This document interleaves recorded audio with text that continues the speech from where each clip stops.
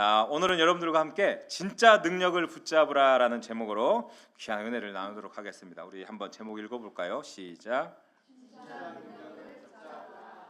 네, 진짜 능력을 붙잡으라. 2001년도입니다. 아마 여러분들 들은 적이 있을 건데요. 1월 26일에 저녁 7시 한 20분 정도 된 시각에 어떤 일이 있었냐면 일본 도쿄의 시노쿠보 전철역이라는 곳에서 선로에 일본인 남성 한 분이 추락해요. 술을 취해서. 그런데 이 상황을 목격한 한국 유학생 한 명하고요. 그리고 또 다른 한 사람 사진 기자였던 분하고 두 명이서 이 선로에 떨어진 분을 구출하기 위해서 선로로 뛰어내립니다. 그런데 그때 선로 안으로 역 안으로 진입하던 열차에 이 세 명이 다 치여서 결국은 세 명 다 숨지게 되는 사건이 있었습니다. 이 당시에 이 한국인 유학생의 이름이요 이수연 씨라고 합니다. 아마 들어보신 적 있을 겁니다, 그죠? 의인이라고 굉장히 유명했는데 그 당시에 그분의 나이가 만 26세였습니다. 만 26세. 고려대학교 무역학과에 재학 중이었는데 휴학하고 일본으로 건너가서 어학연수를 받는 그런 중이었죠. 이분이 생전에는 자기가 나중에 한국과 일본을 잇는 가교가 되고 싶다라고 그런 이야기를 했었다고 회상을 했습니다. 근데 이분이 너무 이제 열차가 빨리 오니까 이 열차 간격이 한 2분 30초에서 3분 간격으로 열차가 들어오게 되는데 그 짧은 시간 안에 이 사람을 구하다가 못 들어올리면은 자기들이라도 피하면은 살 수가 있었거든요. 왜냐하면은 한 7초, 8초 정도는 피할 수 있는 시간이 있었다고 합니다. 근데 그 앞에서 열차를 멈추라고 제지를 하고 또 이 사람을 구해내느라고 열차를 피하지 못하고 세 분 다 그런 일을 당하게 됐는데요. 그 시간 동안 자신을 구하는 데 쓰지 않았던 이분의 모습에 많은 일본인들이 감동해서 일본 관료들부터 국민들까지 정말 전부 다 그의 빈소에 찾아와서 울었다고 합니다. 그리고 그 당시 이제 김대중 대통령이 고인의 살신 성인 희생 정신이 한일 양국 국민의 가슴 속에 영원히 기억될 것이다라고 또 이야기를 했다고 합니다. 그래서 이 일로 인해서 일본에도 이제 승강장의 추락 방지 시스템을 마련하는 그런 계기가 되었고 이 한 청년의 어떤 그 죽음으로 인해서 일본의 시스템을 바뀌게 되고 또 이수연 씨의 이름을 따서 LSH 장학회가 만들어져서 많은 학생들에게 또 장학금을 주고 추모하고 하는 일들이 지금도 일어나고 있었습니다. 이수연 씨가 아마 이날 저녁에 자신의 죽음을 알고 있었을까요? 전혀 몰랐을 겁니다. 그냥 퇴근길 공부하고 돌아가는 길이었겠죠. 죽음을 앞두고 아무것도 계획하지 않았습니다. 그런데 그 순간 이 사람은 망설이지 않았습니다. 망설일 시간도 없었고 그저 보았고 뛰었던 것입니다. 네. 오늘 요한복음 우리가 같이 읽었던 18장 1절부터 11절의 말씀에 예수님도 그러셨던 것 같아요. 미리 아셨습니다. 예수님은. 그럼에도 자기의 그 죽을 길로 걸어 나가셨어요. 이수연 씨는 알지 못한 채 뛰었는데 예수님은 아시면서도 이제 그 자리로 나가셨다는 거죠. 어떻게 보면 두 걸음의 방향은 죽음으로 향하는 방향이라 같았을지도 모릅니다. 그렇죠? 오늘 본문에 보면요, 이 18장에는 기드론 시내, 그죠?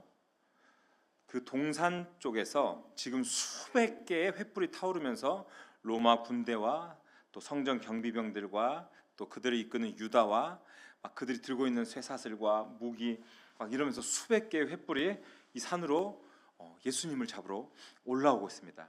그런데 참 놀라운 것은 그 사람들이 이렇게 올라오는 것을 예수님이 알고 있었지만 도망치지 않았다라는 것입니다.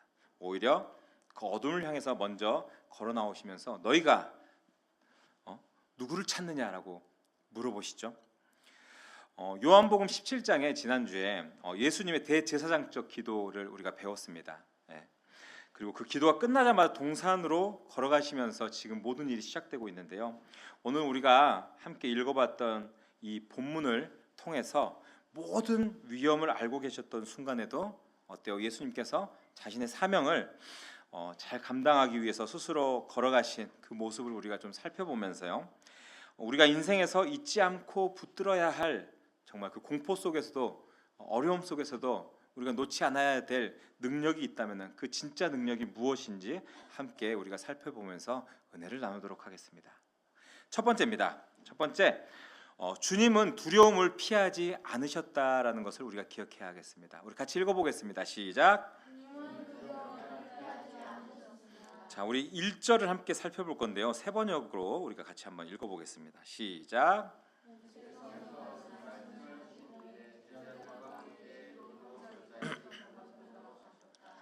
거기에는 하나 있었는데 예수와 그 제자들이 네.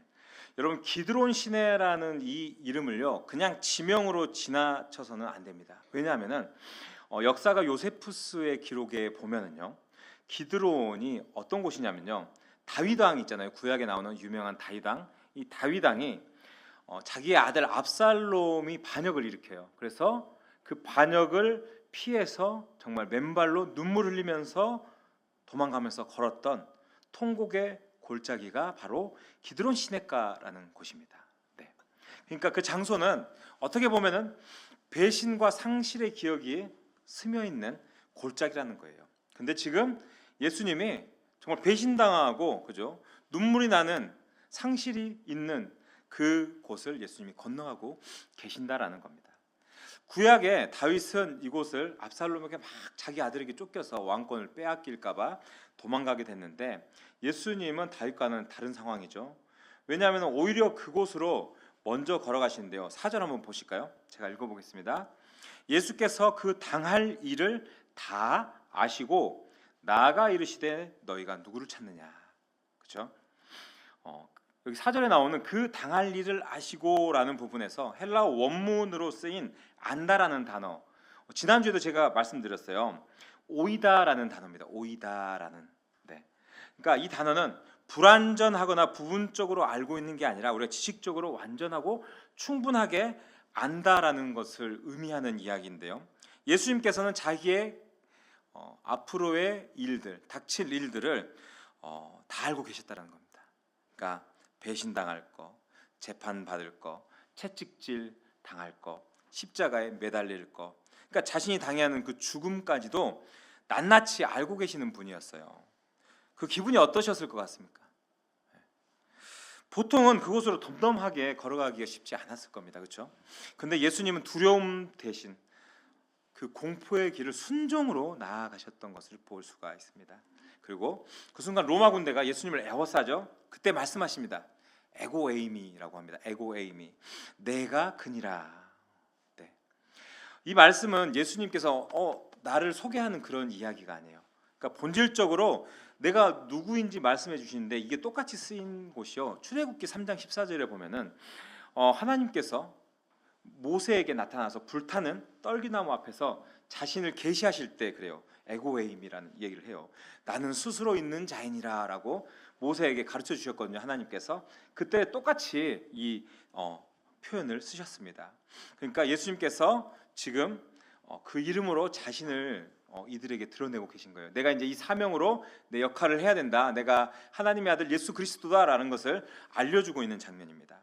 독일 신학자 불트만이요. 여기서 예수님은 숙명에 끌려가는 희생자가 아니라 이 상황 전체를 통제하는 주권자로 서 계신다라고 이야기를 해요. 그죠? 어렵죠. 지금 잡혀가야 되는 사람들이 이 상황을 통제하고 있다라는 거예요. 예수님께서. 왜냐하면 6절에 보면은 에고에이미라고 했던 내가 그니라라고 했던 그 한마디에 뭐라고 하냐면요. 중무장한 병사들 전체가 뒤로 한 발짝 물러나서 갑자기 땅에 엎드려져요. 자동으로. 엎드리려고 했던 게 아니라 그 많은 사람들이 예수님 내가 그니라 하자 그냥 자동으로 무릎 꿇고 신 앞에 그냥 엎드려지게 된다라는 것이죠. 그러니까 한마디로 예수님은 그들에게 잡히러 온 것이 아니라 그저 자신의 사명을 위해서 그래 내가 스스로 나를 내어줄 테니 잡아가라 내가 그다라고 말씀하신 겁니다. 여러분 혹시 빅터 프랭클이라는 사람 아세요? 잘 모르시죠? 이게 누구냐면요 오스트리아 출신의 유대인 정신과 의사인데요. 이 사람이 나치에 체포됩니다. 2차 대전 때. 그래서 아우슈비츠 수용소에 끌려가요. 그래서 거기서 부모도 아내도 형제도 다 잃습니다. 근데 본인도 실은 그 가스실에서 죽음 직전까지 갔었는데 우연히 살아나게 됐거든요. 그런데 그가 그 지옥 같은 상황에서 사람들을 관찰하게 됐어요. 정신과 의사이기 때문에. 근데 그게 뭐냐면요, 똑같은 환경에서 어떤 사람들은 죽음 직전에 막 무너져 내리는 것을 볼 수 있었고, 어떤 사람은 끝까지 그 인간의 존엄을 지켜내면서 묵묵히 그 죽음을 맞이하는 모습을 보게 됐다라는 거예요. 그래서 빅터 프랭클이 그 차이가 무엇인지 연구를 합니다. 그리고 이런 결과는 내리는데 뭐라고 하냐면요, 인간에게서 모든 것을 빼앗아갈 수가 있다. 단 한 가지만 빼고, 그것이 무엇이냐? 마지막으로 남은 인간의 자유, 주어진 상황에서 자신의 태도, 애티튜드를 선택하는 자유다라는 이야기입니다. 그러니까 주님께서는 그 고통을 피하지 않으셨다는 거예요. 어떤 사람들은 사형장에 끌려갈 때 막 난리를 치기도 하지만 어떤 사람들은 덤덤하게 받아들인다고도 하잖아요. 그러니까 고통 안으로 주님은 그 고통을 본인이 받을 줄 아시면서도 자발적으로 걸어가셔서 우리의 구원이 되셨다라는 겁니다. 여러분, 우리의 삶에도 때로는 이 예수님이 받아들여야 할 기드론 골짜기 같은 곳이 있을 겁니다. 누군가에게는 불투명한 미래, 그리고 끝이 보이지 않는 어려움의 시간들, 또 가장들에게는 가정과 직장 사이에서 소진되면서 지쳐가는 시간들도 있겠죠. 또 어떤 분들은 어른이 되어가면서 노쇠하고 병들어가고, 또 자녀들과 또 관계 안에서 힘들어하시는 분들, 외로움들, 이런 일들 많이 있을 겁니다. 그런 것이 우리의 삶에 맞닥뜨려진 기드론 골짜기가 될 수 있다라는 이야기죠. 그래서 우리는 어떻습니까? 그런 골짜기를 정면으로 받아들이고 싶습니까? 피해가고 싶죠. 건너 뛰어버리고 싶을 때가 많이 있습니다. 근데 주님은 피해라라고 하지 않으셨어요. 뭐라고 하셨냐? 내가 먼저 거기 있었다라고 하십니다. 내가 먼저 거기 있었다. 먼저 그 일들을 받아들이고 그 기드론 골짜기로 먼저 나아가셨다라는 겁니다. 여러분 혹시 그거 아세요? 진짜 우리의 삶에 있는 평안, 그 평안이요, 문제가 없어졌다고 해서 그게 평안하다라고 말할 수 없다라는 겁니다. 그럼 무엇이냐? 모든 주권이, 우리에게 있는 모든 주권이 하나님 아버지에게 있음을 우리가 확신하면서 그 문제를 향해서 걸어가는 자발적인 용기, 거기서 바로 평안이 시작된다는 겁니다. 문제는 없어지지 않습니다. 근데 우리가 문제를 바라보는 시각, 문제를 대하는 태도, 그 안에 주님께서 우리와 함께 하신다는 그 확신을 가지고 걸어갈 때 우리 안에 갑자기 평안이 생겨나는 것입니다. 그 용기는 어떻게 보면 내 안에서 짜내는 것이 아니라 그 당할 일을 다 아시고도 나아가신 주님을 바라볼 때 우리가 용기를 가질 수 있다라는 것입니다. 여러분, 제가 바라는 것은요, 주님께서 그 두려움을 마주하며 피하고 싶었던 그곳으로 그냥 걸어가셨던 것처럼요, 우리들도 삶의 자리에서 피하고 싶었던 자리가 있다면, 또 도망치고 싶은 상황이 있다면 주님께 기도하고 주님께 지혜를 구하고 주님 붙들고 나아갈 수 있는 저와 여러분들의 삶이 될 수 있기를 축복합니다. 그래서 우리 주님께서 먼저 거기 계시며 여러분을 위로하고 격려하고 계신다는 사실을 늘 잊지 않고 승리하시기를 다시 한번 주님의 이름으로 축복합니다. 네, 두 번째입니다. 예수님은 베드로의 검을 칭찬하지 않으셨습니다. 우리 읽어볼까요? 시작.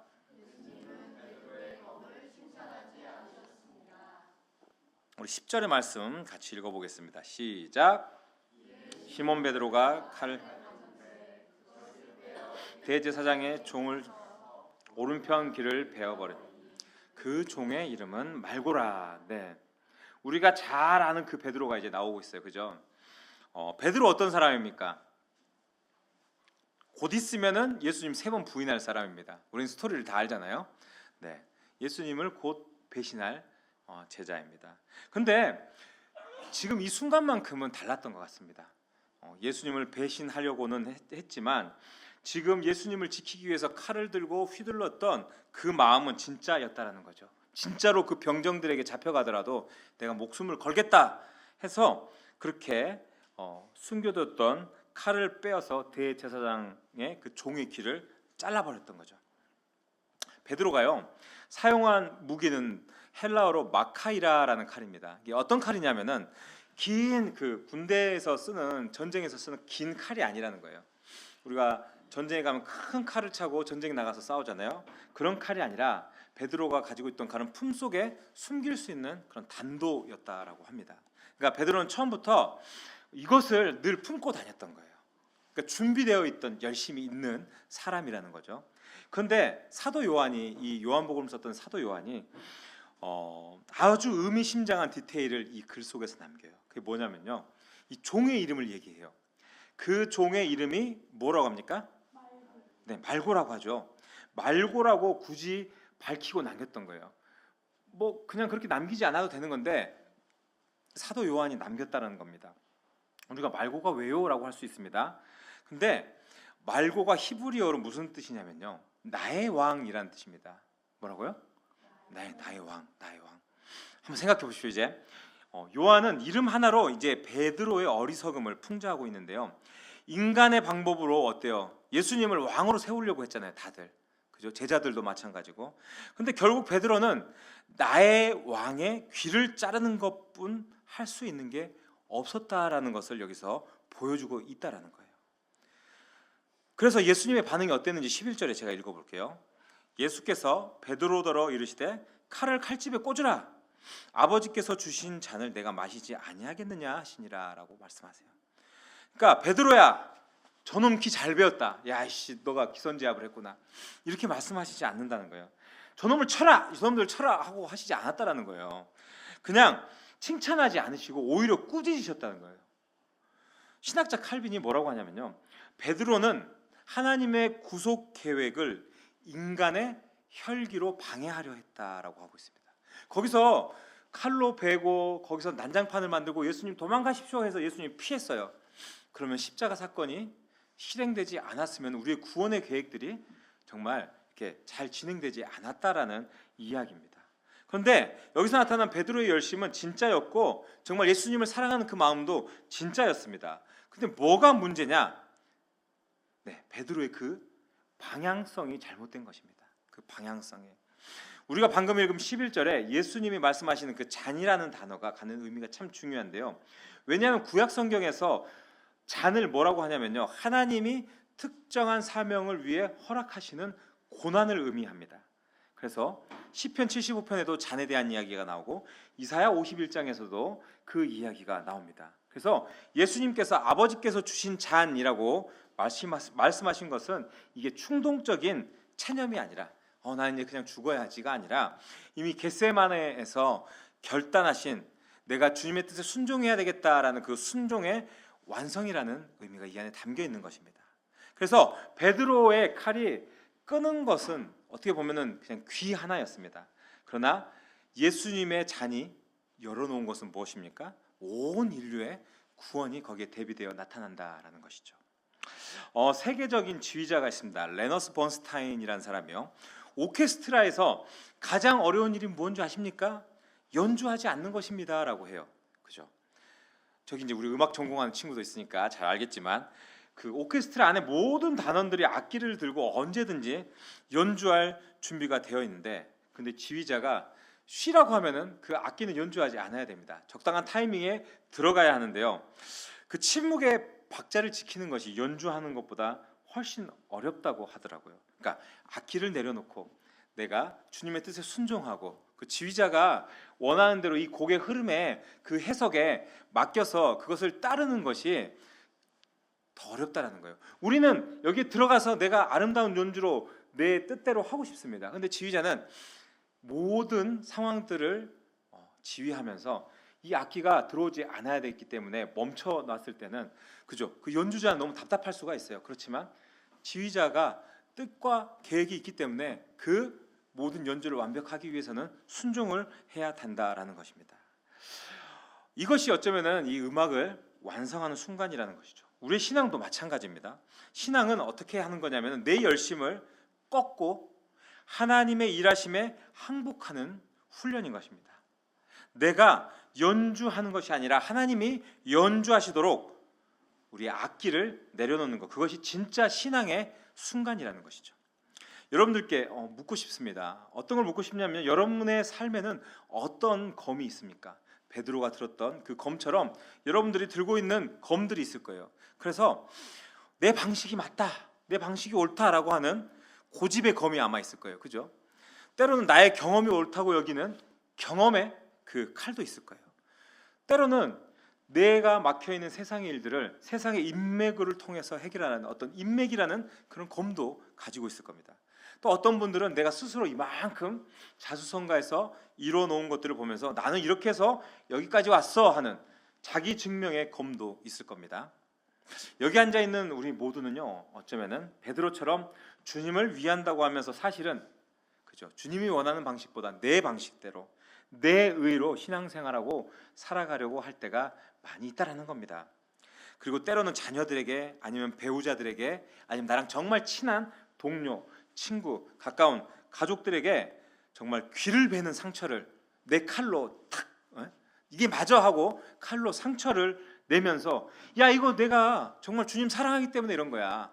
이건 내가 주님을 위해서 목숨까지 버릴 정도로 내가 그 녀석의 귀를 칼로 베었어라고 하는 그런 헌신이라고 사람들에게 강조하게 된다라는 것이죠.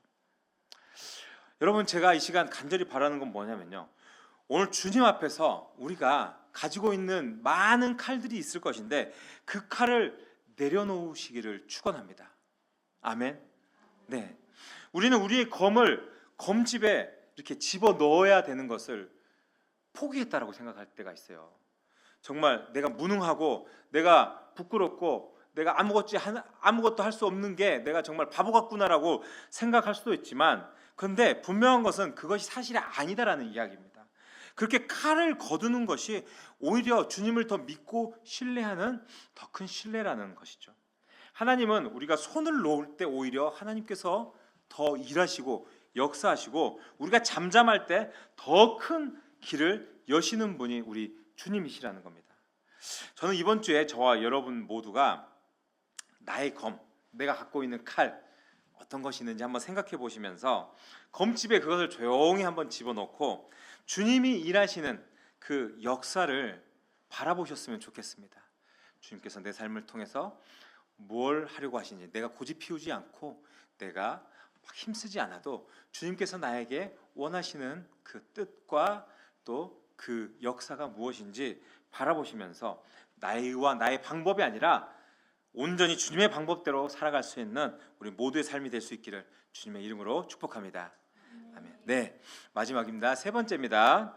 세상의 횃불보다 밝은 참 빛을 우리가 신뢰해야 하겠습니다. 우리 3절 같이 한번 읽어볼까요? 시작.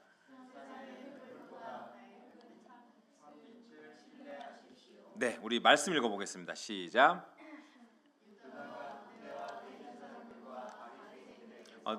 아랫 사람들을 데리고 등과 횃불과 무기를.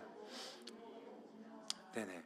이때가 6월절 밤이었거든요, 시기적으로. 그래서 6월절은 음력으로 보름입니다. 그러니까 만월의 밤인 거죠. 달빛이 너무 밝아서 실은 그죠. 우리가 달 밝을 때는 그냥 이렇게 저도 산에 기도하러 가보고 했을 때 예전에 달이 밝은 보름달 뜨는 밤에 산기도 갔는데 얼굴이 다 보여요. 숨어 있어도 저기 가서 기도하고 저기 가서 누가 어디로 움직이는지 다 알 때가 있다면 그만큼 달이 너무 밝거든요. 근데 유다와 군인들이 굳이 밝은데도 등과 횃불을 들고 왔다라는 것을 말하고 있어요. 그러니까 요한은 이것을 단순한 실용적 묘사로 기록하지 않습니다. 그럼 뭐냐? 그것은 이들의 내면 상태에 대한 반어적인 서술을 하고 있는 거예요. 무슨 말이냐면은 그들의 심리가 이렇게 밝은 달이 떴을 때도 불안했다라는 거예요. 왜 불안했을까요? 왜? 그들은 영적으로 어두운 사람들이기 때문에 불안했던 것입니다. 그들은 세상에 비치신 예수님을 잡으러 오면서 달도 그렇게 밝았지만 횃불에 의지해서 올라왔다라는 거죠. 그리고 그 횃불을 든 사람들이 결국 주님의 단 한마디에 땅에 거꾸로 졌습니다. 8절과 9절 한번 볼까요? 제가 읽어보겠습니다. 예수께서 대답하시되 너희에게 내가 그니라 하였으니 나를 찾거든 이 사람들이 가는 것은 용납하라 하시니 이는 아버지께서 내게 주신 자 중에도 하나도 잃지 아니하였사옵나이다 하신 말씀을 응하게 하려 합니다. 네. 그 혼란스러운 많은 사람들이 뒤엉켜 있고 횃불을 들고 예수님을 잡으려고 막 나와 있고 제자들과 대치하고 있고 예수님과 서 있고 하는 그 혼란의 상황 가운데서 예수님이 하신 일을 한번 봐보십시오. 자기가 체포되는 그 순간에도 예수님께서 시선을 어디다 두십니까? 자기의 안위를 걱정하는 게 아니라 제자들을 향해 있습니다. 9절에 보면요, 뭐라고 합니까? 9절. 이는 아버지께서 내게 주신 자 중에 하나도 잃지 아니하였사옵나이다. 그죠? 그 엄청난 상황에 우리 제자들의 안위를 지키면서 하나도 잃지 않았다라고 이야기를 합니다.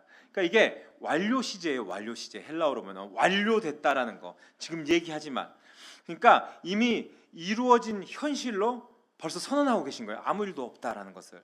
그러니까 주님의 보호는요, 어쩌면요, 조건부가 아니에요. 어둠이 짙어도, 배신자가 있어도, 중무장한 군대가 와도 단 한 명도 잃지 않으시겠다는 그 목자의 결심이 나타나 있다는 겁니다.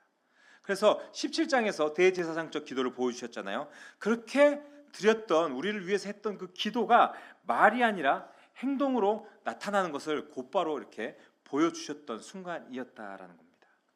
여러분, 14세기에 유럽에 흑사병이 엄청 창궐했어요. 그래서 패스트, 그죠? 유럽 인구의 3분의 1이 목숨을 잃었다고 합니다. 정말 어마어마하죠. 그래서 마을 전체가 하나 사라지기도 하고요. 사람들은 공포에 질려서 흑사병이다라고 하면 버리고 도망가고, 가족도 그냥 병 걸리면은 저 길거리에다 내던져서 버렸다라고 했습니다. 근데 당시 기록들을 살펴보면 놀라운 사실이 있는데, 그런 흑사병 환자를 끝까지 지키고 돌본 사람들 중에 상당수가 그리스도인이라는 것을 알 수가 있습니다. 네, 역사적으로 밝혀진 사실입니다.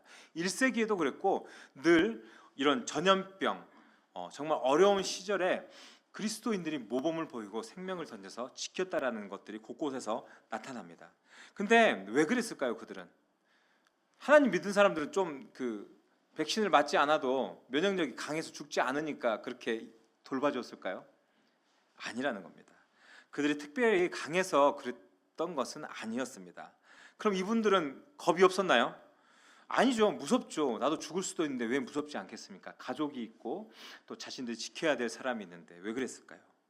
그것은 그들 자신이 이미 주님의 손에 내가 지켜지고 있다는 것을 알았기 때문입니다.